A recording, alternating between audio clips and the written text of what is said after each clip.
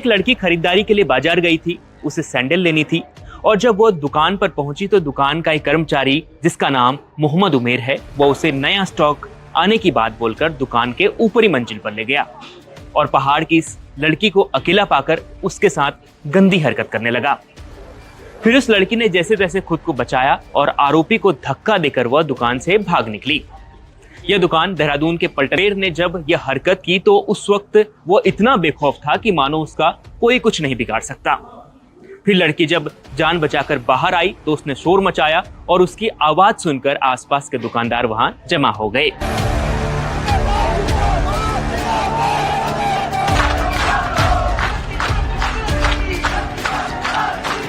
फिर दुकानदारों ने पुलिस को मौके पर बुलाया, लेकिन तब तक आरोपी वहां से फरार हो चुका था। वो बिजनौर का रहने वाला है और पुलिस ने बाद में उसे गिरफ्तार कर लिया, लेकिन उस पर कोई कड़ी कार्रवाई नहीं की, जिसके बाद कल व्यापारियों ने 10 घंटे तक इस घटना के विरोध में बाजार बंद रखी है। सड़कों पर लोग अराजक तत्वों के खिलाफ कानूनी कार्रवाई की मांग को लेकर प्रदर्शन कर रहे हैं और वहां माहौल ऐसा हो गया। देहरादून में हिंदू संगठनों का आरोप है कि पुलिस ने इस मामले को हल्के में लिया, हल्की धाराओं में मुकदमा दर्ज कर आरोपी को बाद में छोड़ दिया, जो कि उचित नहीं है।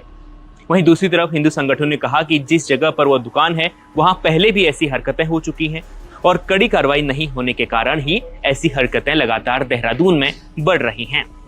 वहीं दूसरी तरफ कुछ दिन पहले उत्तराखंड के पहाड़ी इलाकों से ऐसी कई खबरें आ चुकी हैं।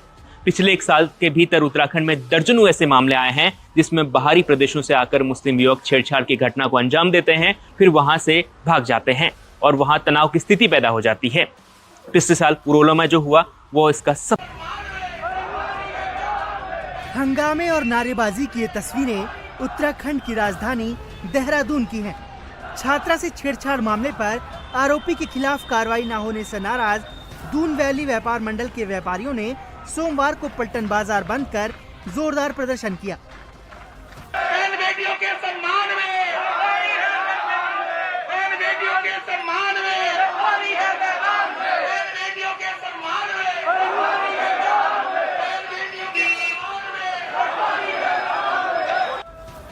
व्यापारियों ने बाजार में घूम घूम कर प्रदर्शन किया और खाली दुकानों को बंद कराया।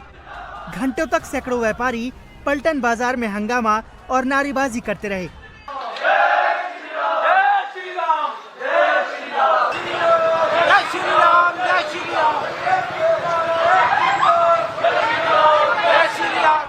इस दौरान पूरा पलटन बाजार बंद रहा। दुकानों में ताले लटकते दिखे। व्यापारियों का ये गुस्सा एक छात्रा के साथ हुई छेड़छाड़ के बाद फूटा। एक समुदाय विशेष द्वारा एक बिटिया के साथ बहुत गंदे तरीके से छेड़छाड़ करी गई। उसके प्राइवेट पार्ट्स को छेड़ा गया एक समुदाय द्वारा, और फिर उसके बाद जब वो लड़की रिपोर्ट कराती है तो उसकी नेक्स्ट डे जमानत हो जाती है। उसके बाद वो अगले दिन फिर आके यहाँ पर बैठ जाता है और आज ये समुदाय इकट्ठा होकर अपना विक्टिम कार्ड खेलता है, अपना ज्ञापन देता है जाके डीएम साहब के यहाँ कि हमारी चाबियां ले लो। और जिन दुकानों के तुम मालिक नहीं हो उनकी चाबियां दे रहे हो। हिंदुओं की दुकानें तुमने किराए पे ले रखी, हिंदुओं की लड़कियां छेड़ रहे हो और हिंदुओं की चाबियां दे के आ रहे हो तुम। हमें तो समझ में नहीं आता यहाँ प्रशासन कर क्या रहा है। घटना शनिवार की है जब एक छात्रा पलटन बाजार में खरीदारी कर रही थी। बाजार में एक दुकान का कर्मचारी छात्रा को सैंडल का नया स्टॉक आने की बात बोलकर दुकान की ऊपरी मंजिल में ले गया। वहां आरोपी ने सैंडल पहनाते समय छात्रा से छेड़खानी की।